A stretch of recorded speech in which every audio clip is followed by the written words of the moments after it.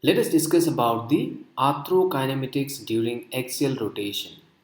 From previous slides, we have known that there is no rotation at the atlanto-occipital joint. The range of motion of rotation at atlanto-occipital joint is 0 degree. Therefore, there is no arthrokinematics at the atlanto-occipital joint. Arthrokinematics during axial rotation at atlanto-axial joint. We already know that the atlanto-axial joint has the maximum range of motion for rotation. We also know that atlanto-axial joint has two types of joint. One is at the center, which is between the dens and the anterior arch of the atlas. And there are two joints which are epiphyseal joint or facet joints on the side, that is on the left and on the right side. Now, on the center joint, the atlas simply rotates or spins on the dens of the axis.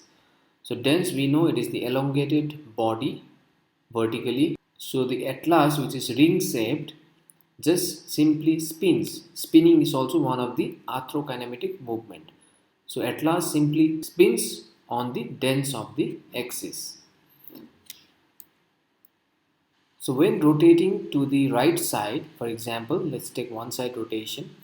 When the person rotates towards the right side, the left inferior articulating facet of the atlas slides anteriorly, whereas the right inferior articulating surface of the atlas slides posteriorly on the superior articulating surface of the axis.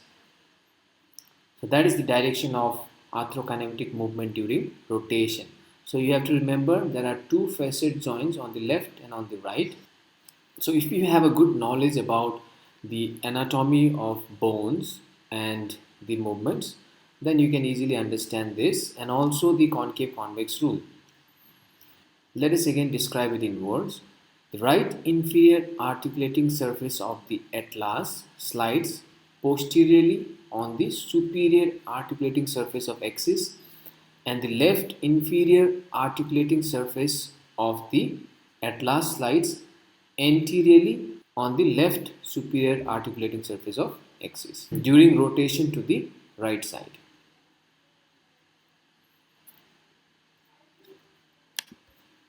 Next, axial rotation at intracervical joints, that is from C2 to C7.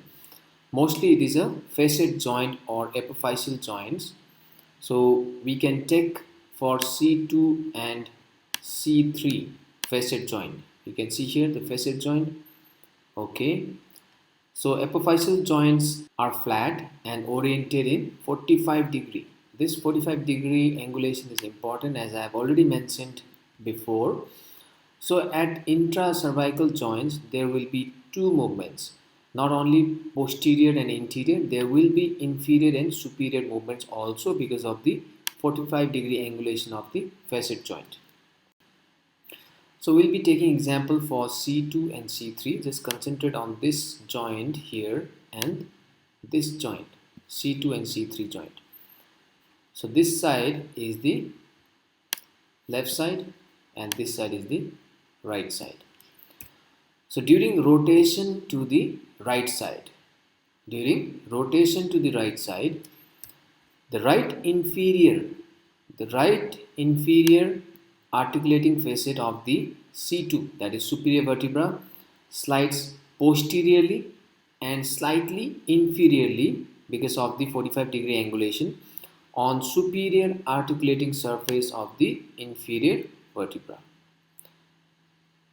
Similarly, the left inferior articulating surface of the C2 or superior vertebra slides anteriorly and superiorly on the superior articulating surface of the inferior vertebra. I wish that you won't be confused, but you have to go through the books and also revise it again and again to be confident and remember it. So again I'll repeat here, during rotation to the right side. So we are considering only one side because we may get confused if we consider both sides. For now we'll learn only rotation to the right side. While rotation to the right side, the right inferior articulating surface of the superior vertebra, that is C2 here, for example, slides posteriorly and slightly inferiorly on the superior articulating surface of the inferior vertebra, this direction. And the other side, the left side, it is anteriorly and superiorly. The inferior articulating surface of the superior vertebra slides anteriorly and superiorly on the superior articulating surface of inferior vertebra. So this was for the arthrokinematic during rotation, axial rotation. Now moving on to arthrokinematics during side flexion. We know from previous slides there is no rotation at the atlanto-occipital joint, but there is side flexion at the atlanto-occipital joint.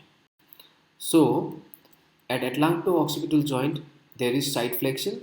So during side flexion to the right side, here the direction is during side flexion to the right side, we know the atlanto-occipital joint is formed between the convex condyles articulating with the concave superior articulating facet of the atlas. So this is the joint. We know that occipital condyles are convex and the superior articulating facet of the atlas are concave. So during side flexion to the right side,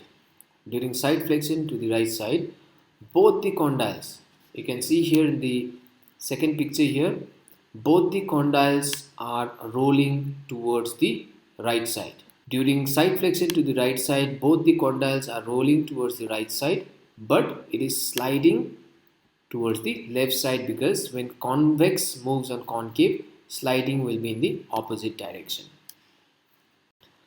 Now arthrokinematics during side flexion at atlanto-axial joint. We already know there is no side flexion at the atlanto-axial joint. There is no rotation at the atlanto-occipital joint, and there is no side flexion at the atlanto-axial joint. Arthrokinematics during side flexion at intracervical joints. That is from C2 to C7 epiphyseal joints. There are two epiphyseal joints on each segment, left and the right epiphyseal joints. Epiphyseal joints are flat and oriented in 45 degree. Again, for the reminder, I have put it here. This 45 degree angulation, because of this we will have 2 degree of movement, that is inferior, superior, anterior and posterior. So what happens when the person side flex to the right side? Side flexion to the right side. This is posterior anterior view, because the spinous process can be seen here. So this is a posterior anterior view of the cervical vertebral column.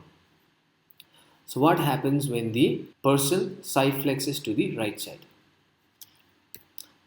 We will again take the example for C2, C3 epiphyseal joint on the right and on the left.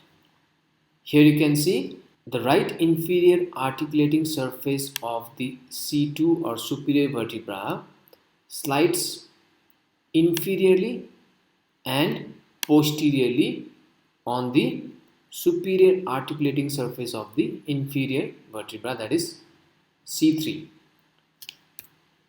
On the left side, the inferior articulating surface of the C2 or the superior vertebra slides superiorly and slightly anteriorly on the superior articulating surface of the inferior vertebra. So these are the arthrokinematics of the cervical vertebral column. So here is a video which demonstrates how the facet joints slide on each other to create a side flexion of cervical vertebral column and rotation.